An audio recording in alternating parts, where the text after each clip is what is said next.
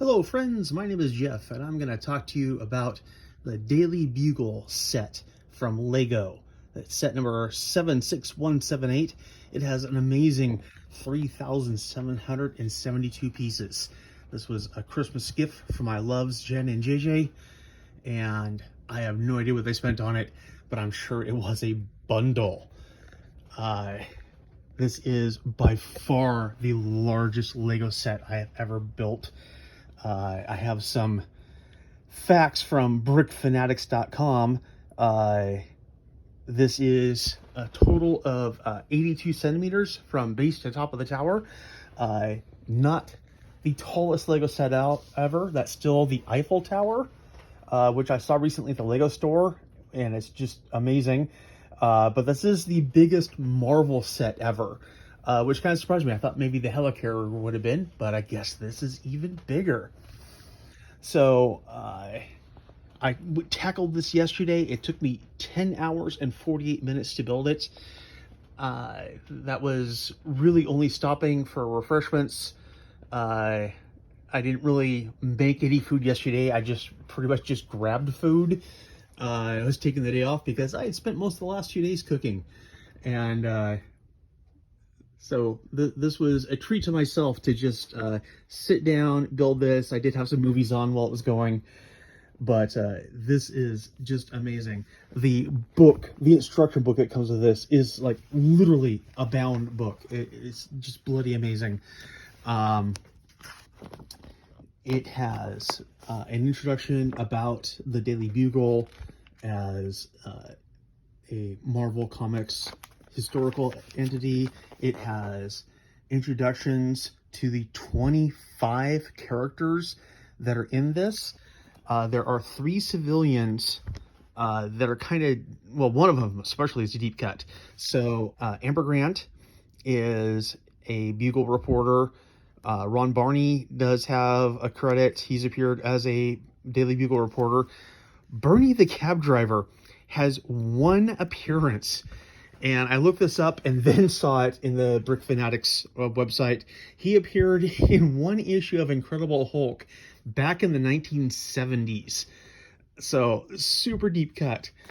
Some of these figures is the first time that they've appeared in Lego form, including Daredevil and the Punisher, and somewhere on this page, oh, there he is. I missed him without his swords. Blade. I love that Firestar is in here. Little, not quite accurate description of her powers. She doesn't conjure fire. She manipulates microwaves, but oh well, that's okay. These are kind of simplistic descriptions for a set that's supposed to be for 18 plus. The descriptions are for, like 8-year-olds. But that's okay. We get Bugle staffers, including Robbie Robertson, Betty Brant, and of course, JJJ himself. As Spider-Man himself once put it, Darth Vader with a crew cut. We got Aunt May, and the Aunt May figure, of course, comes with a stack of wheat cakes for her Peter. So what I'm going to do is I'm going to go through and show you just some of the incredible things I found when building this and looking at it, and maybe talk about a little character history sometimes. We'll see. So up here at the top, we do have Firestar. Firestar first debuted in the cartoon Spider-Man and His Amazing Friends. She was one of the Amazing Friends. She first appeared in the cartoon and then made her way to the comics. Kind of absent from this set is Iceman, who was the other Amazing Friend. And it looks like there isn't actually an Iceman Lego figure officially made, so I may end up buying an aftermarket one so I can have the Amazing Friends. If I can also find a Lego Yorkshire Terrier, I'll have Ms. Lion. Up here on the water tower, we have some graffiti by Miles and the Green Goblin. I really love the Daily Bugle sign. It is so cool. Up here on the roof, I have the Punisher. Punisher, like a lot of figures these days that have hair, has 2 possible faces. I display him with a face that's a bit banged up. Over here on the side, we've got the Spider Buggy. As I was telling JJ earlier, it's one of Spider-Man's more memorable adventures. if not one of his most auspicious Avengers. And it's on a pivot up here, so you can display it different ways. I have it so he's driving towards the action, down towards Carnage. It does come off though, and it's got your usual high quality Lego tires, so Spidey can drive around with it. So yeah, up here hanging off a pole is Carnage. I have hanging off another pole this rather incredible Dr. Octopus. It's not really the 616 Octopus from the look of him. These tentacles, each are made up of, let's see here, 16 parts per tentacle, and they snap onto this backpack on his back, which is similar to, or if not exactly the same as what Carnage and Venom have for their tendrils. So there's no one way to display these tentacles. I kind of wanted them have them in action. He doesn't stand up worth a darn, which is why I have him grabbing onto a flagpole. He's part of the mayhem. Also causing mayhem, as a major part of the display, is the Green Goblin on his Goblin Glider. And he's bursting out of the Bugle, just shattering those windows. And I have Ghost Spider, formerly known as Spider-Gwen, down there. She's trying to stop him. Over here on the side, we have Spider-Man Miles O'Brien going after Doc Ock. Further up the fire escape, Black Cat has robbed a diamond, and boy, for someone who's a cat burglar, there's a lot of action going on here. Do I hope she makes it or not? Because she is the villain. Around back here, we've got a bird on the air conditioner and a billboard, Just the Facts with J. Jonah Jameson. There's kind of a platform there and a door that goes into the 3rd level. And then down here at the base of the back, we've got another air conditioner with a little birdie sitting on it. No nest though. There's another door down here. This door has some graffiti on it from Eddie Brock, and that goes in the main. So as everyone knows, when Peter sees trouble and jumps into action, he's got to hide his clothes sometimes. So here's a vent with Spider-Man's backpack with his civilian clothes presumably in it, webbed shut to keep him safe. There's a pair of dumpsters. This one has recycling in it because there's some cans. And then this one has just plain garbage in it. Ew, look at that greenish hot dog. I've got some just crates sitting out at the curb. There's Venom. Venom has lots of different tendrils and not really blades because Venom can't make blades. There's some extra tendril and Venom tendril and blade pieces for both Venom and Carnage that came with it. So you can set them up different ways. Since I have them each holding onto something, they're not displayed with all of their tendrils. Down here, we have Peter Porker, the Spectacular Spider-Ham. That just makes me ridiculously happy. Because I placed him there before I knew who he was, I have a Bugle reporter in the newsstand. Maybe he's in trouble with Jonah for something he wrote, and that's how he's paying for his time. And but in the cab, I do have Bernie the cab driver. I'm thinking I might need to find a Moon Knight figure to put in the cab. Those of you that know your Moon Knight history know that one of his personalities was Jake Lockley, who was a cab driver. So again, before I looked up and found out who Amber was, I didn't really know who she was, so I just have her walking around the building. According to one of the designers of this set, this rat is specifically supposed to be the rat that walks across the keyboard in Avengers Endgame. Another deep cut. You have to read about that to know that. Here we have Blade, Vampire Hunter, currently also an Avenger, or at least last issue I read, he was still an Avenger. In case you missed it, we'd have good old Spidey himself in the Spider-Mobile.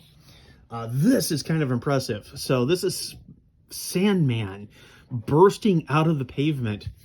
And let's see here. Let me put this on the stand for just a moment and show you that you can pop him off.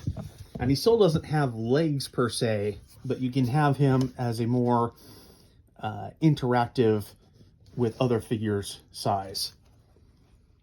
So that is really cool.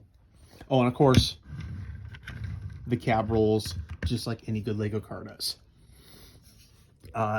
Didn't really know where to put Mysterio in this scene, so he's just hanging out on the street. He's a street performer. Here we have the civilians, Gwen Stacy, Peter Parker, and Peter's Aunt May with her stack of wheat cakes. Kind of interesting that they included Gwen, because yes, we have the alternate Earth Gwen as Ghost Spider, because she's not from the regular Marvel reality. But there's no Mary Jane in this set, which I think is kind of odd.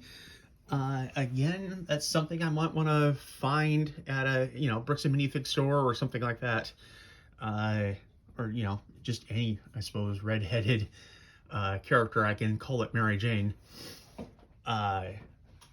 So out here, we have the Daily Bugle sign. We've got Daredevil jumping off.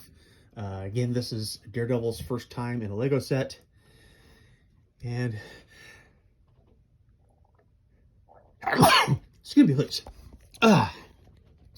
So we've all kinds of electronic boards spreading news around. Osborn for mayor. Of course, we know, you and I know, Osborn's the Green Goblin.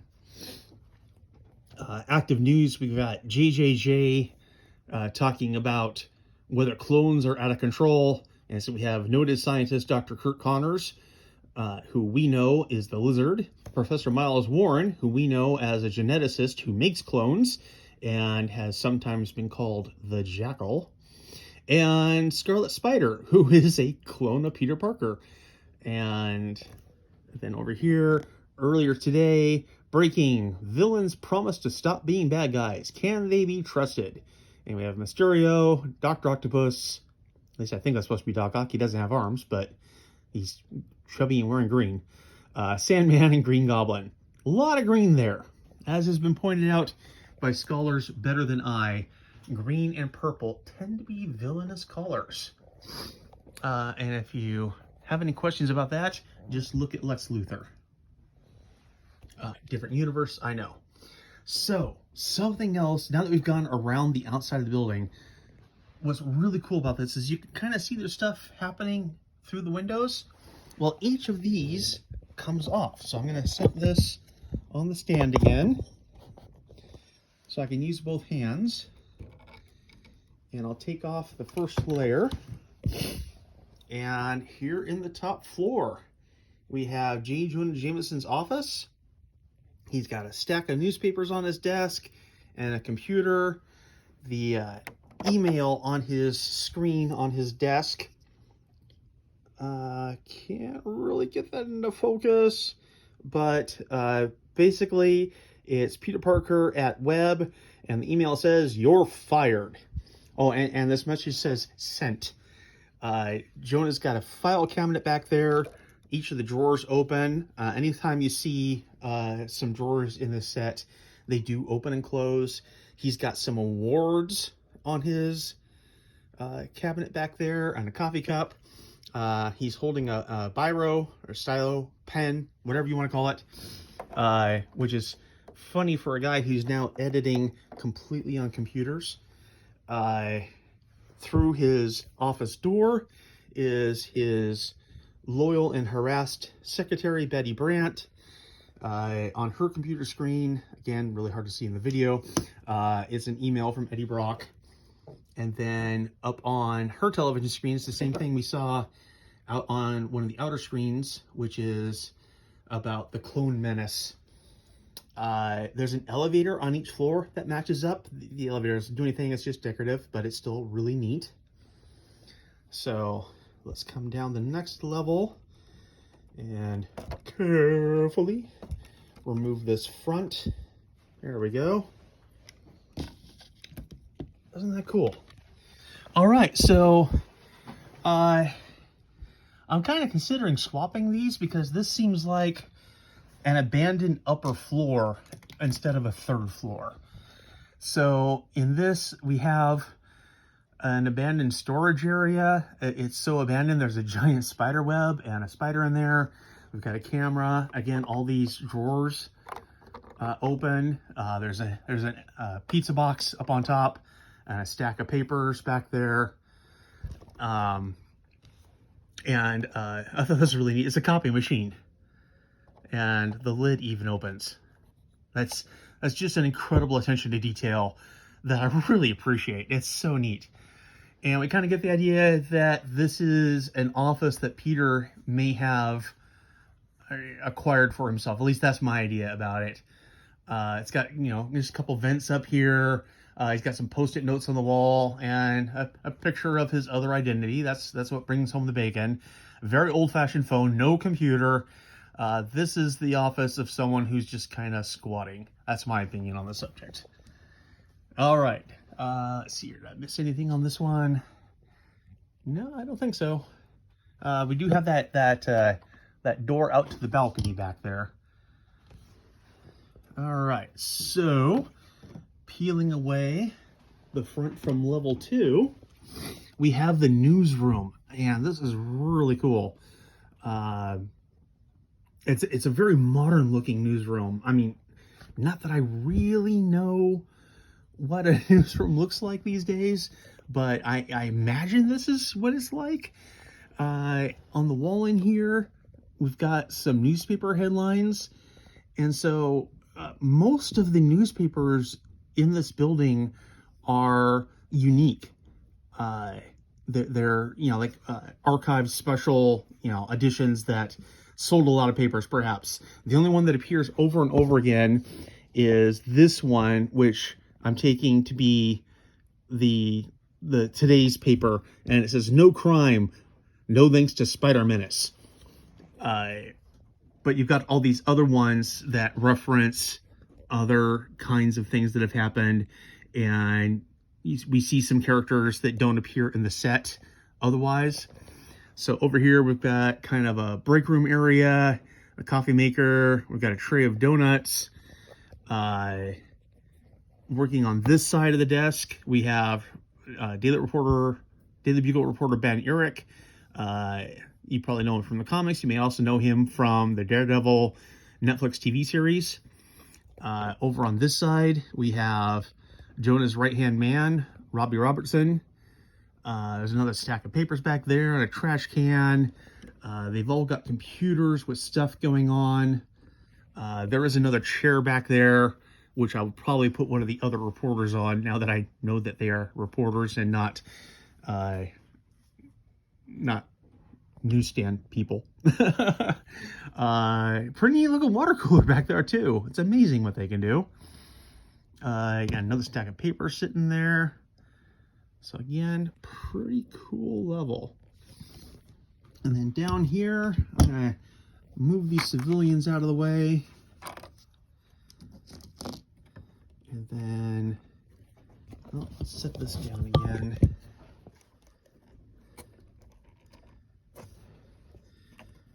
Oh, I forgot, that one doesn't actually open. However, something on the outside of this that I didn't cover before is it has a breakout wall. As if a supervillain has broken through. There's a vending machine with cans of soda, newspaper stand, security checkpoint before you can get to the elevators, front desk. Yeah. So, back to the book. I didn't finish showing you some of the things in the book. I kind of got lost at the characters. There's an interview in 3 languages, of course. The interview is supposedly written by Ben Urich, but it's with Lego designer Mark John Stratford. And he talks about building the set. And then Here, an interview with Lego graphic designer Mark Tranter. And here's a better view of some of those headlines that you can see throughout the Daily Bugle building. Here's another TV display. And then we get to the instructions. And in case you've never built a Lego set before, here's how you do it. And here's how you take it apart. The actual tool that came in it was more of a teal than an orange, but oh well. Yeah, this is a massive book.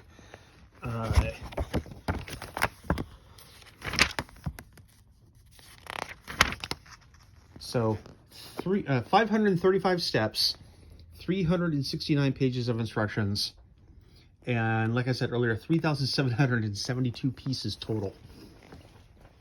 So that is the Daily Bugle building from Lego. Maybe someday, if Lego also gets a DC license, we can put a Daily Planet building next to our Daily Bugle. But this was a lot of fun. I really appreciate Jen and Gigi giving me this. By the time I was done with it last night, it was almost midnight, but I got it done in one day. Oh, and the arthritis in my fingers was just screaming. But, oh my gosh, it was worth it.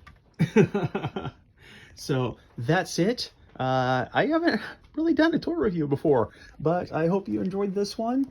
If you want to see some more fun facts about it, go to brickfanatics.com. It's got 5 things you don't know about the Daily Bugle set, which was kind of fun. There's some things that I sure didn't know. So anyway, thanks for watching, and I hope you have a great day.